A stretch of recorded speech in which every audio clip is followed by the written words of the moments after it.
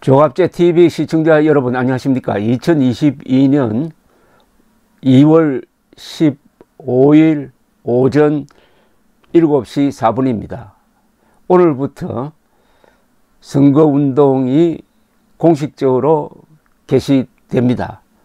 3월 9일까지 아주 치열한 경쟁이 이루어질 것입니다. 지금 오전 7시인데도 아직 바깥은 어둡습니다. 새벽이라고 해야 되겠습니다. 새벽이 왔다는 것은 이제 좋은 일이 생긴다는 이야기죠. 새벽 하면은 가슴이 뜁니다. 왜 그렇겠습니까? 곧 있으면은 광명의 세계가 펼쳐질 것이기 때문입니다. 3월 9일은 대한민국이 그동안 잃어버렸던 법치, 진실, 그리고 자유를 되찾는 제2의 건국, 제2의 광복이 될 것이라고 생각합니다. 이런 순간에 어제 조선일보의 여론조사를 보면은 이렇습니다. 윤석열 38.8% 지지율입니다. 이재명 33.2%, 안철수 8.4%, 심상정 3.1%. 반올림해서 이야기하는 게 편하겠습니다. 39대 33대 8대 3입니다.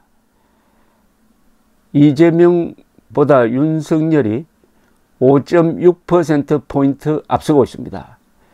여기에 안철수의 지지율이 더해진다면 3월 9일은 확실하게 대한민국 세력이 이깁니다. 그날 개표를 즐길 수가 있습니다.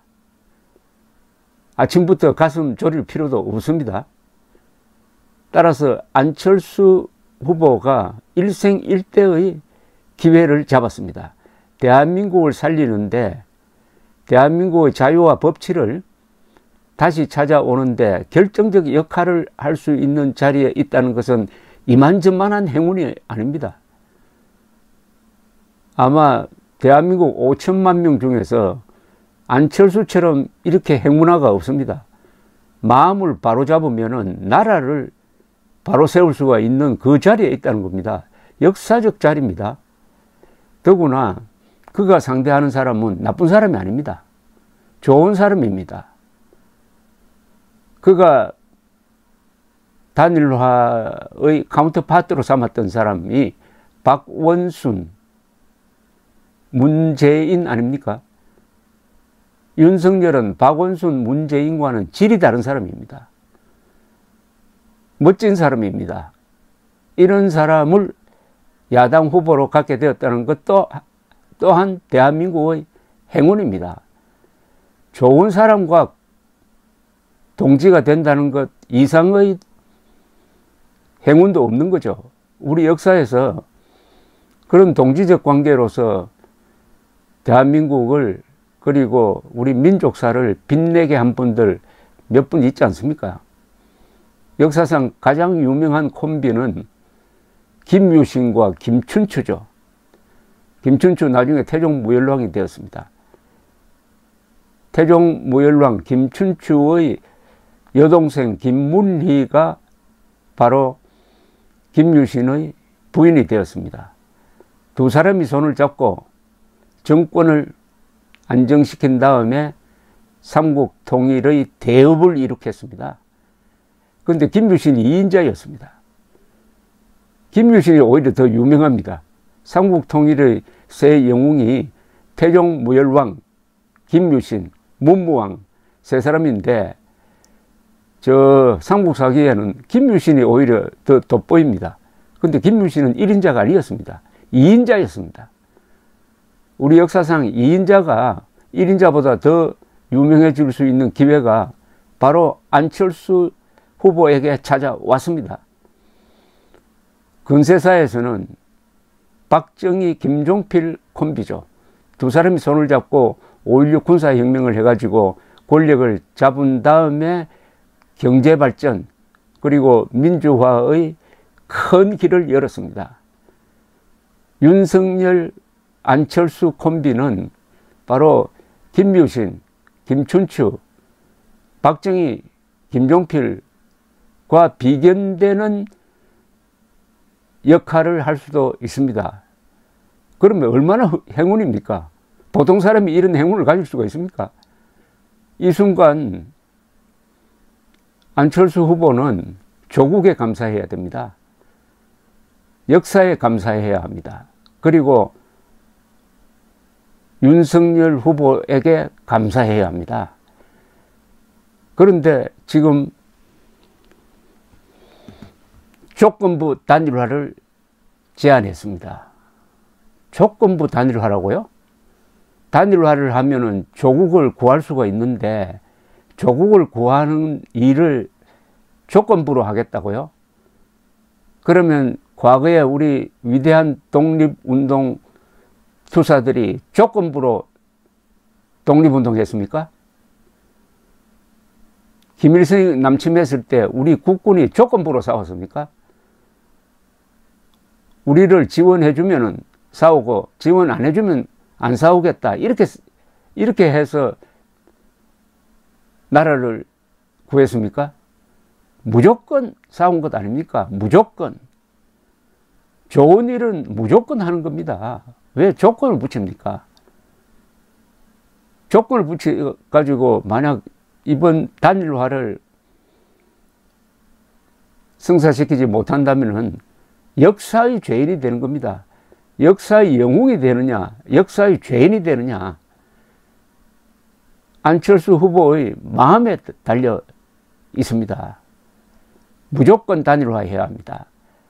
이제 자리 나눠 갖기, 뭐 공동정부 이런 것도 3월 9일이 갖는 역사적 의미에 비하면 아주 사소한 겁니다. 무조건 단일화를 권합니다.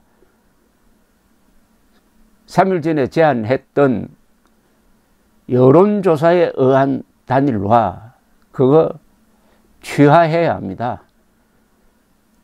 여론조사에 의한 단일화, 그건 정치도 아니고 민주주의도 아니고 그건 뽐습니다. 여론조사 더 할 게 뭐가 있습니까? 여론조사 더 할 게 뭐가 있느냐고. 조선일보 여기 여론조사 나왔잖아요. 윤석열 38.8, 안철수 8.4. 이 사이에 여론조사해서 누가 유리하느냐 더 알아볼 필요가 있습니까? 이건 수학의 문제 아닙니까? 39대 8인데 39대 8인데 뭐가 더 필요합니까?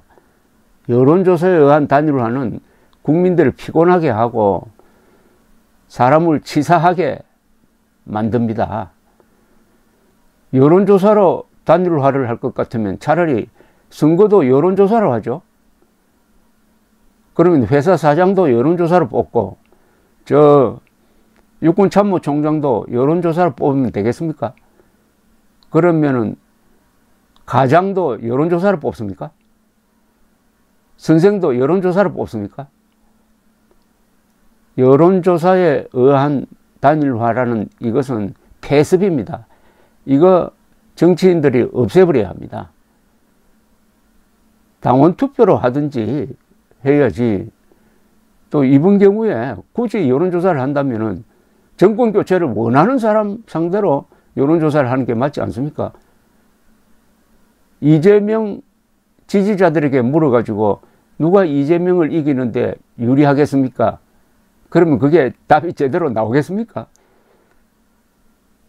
무엇보다도 안타까운 것은 안철수 후보가 3월 9일 대통령 선거의 역사적 의미를 아느냐 모르느냐입니다. 한반도의 대결 구도가 있습니다. 그건 뭐냐? 민족사의 정통성과 삶의 양식과 선과 악을 놓고 다투는 타협이 절대로 불가능한 총체적 권력 투쟁이 한반도의 조건입니다. 민족사의 정통성이 어디 있느냐? 삶의 양식을 자유민주주의로 할 것이냐, 사회주의 독재로 할 것이냐, 선과 악. 이런 엄청난 명제가 걸려있는 3월 9일 대선을 앞두고 국민들이 독립운동하는 심정으로 윤석열, 안철수 두 사람을 밀어주고 있는데 저런 치사한 조건, 꼼수를 붙여가지고 단일화를 하겠다고 한다면은 자멸입니다. 일생일대의 기회를, 일생일대의 행운을 발로 차고 이완용의 길을, 반역자의 길을 선택하는 그런 잘못을 범하지 않기를 바랍니다.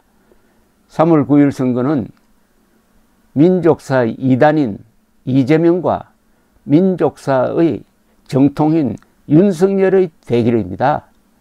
여기에 무슨 중립이 필요하고 여기에 무슨 조건이 필요합니까? 무조건 단일화. 자리 나눠 갖기식 말고 독립운동하는 심정으로, 호국하는 심정으로, 김일성 남침했을 때 맞서 싸우는 심정으로 단일화에 임해 주신다면은 안철수 이 세 글자는 역사에 굵게 기록될 것입니다. 제발 이 행운을, 윤석열이라는 좋은 사람을 만났다는 이 행운을 차버리지 않기를 바랍니다. 감사합니다.